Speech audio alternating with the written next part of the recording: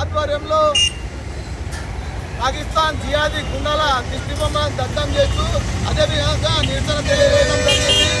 అయితే మన అక్కడ ఏదైతే మన ప్రయాణికులు ఉన్నారో హిందువులు అని చెప్పి గుర్తించి వాళ్ళని మైండ్ లిప్పి సూచి తర్వాత కాల్చడం జరిగింది. దీన్ని హిందువులందరూ కూడా గమనించాలా ప్రతి ఒక్కరు. ఎందుకంటే వాళ్ళు రెడ్డి అని అడగలేదు, కాపు అని అడగలేదు.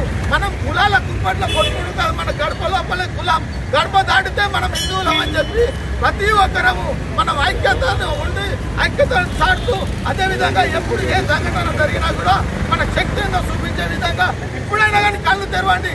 కులాల కుంపటిని పక్కకు పెట్టండి.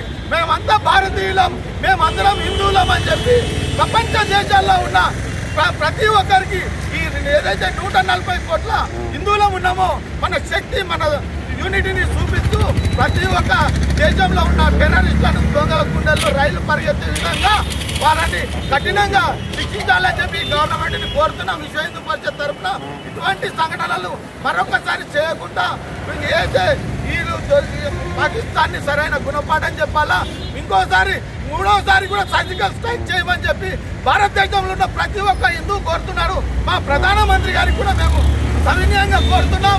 పాకిస్తాన్ని ప్రపంచ పటంలో లేకుండా చేయాలని చెప్పి ఈ భారతీయుల కోరిక.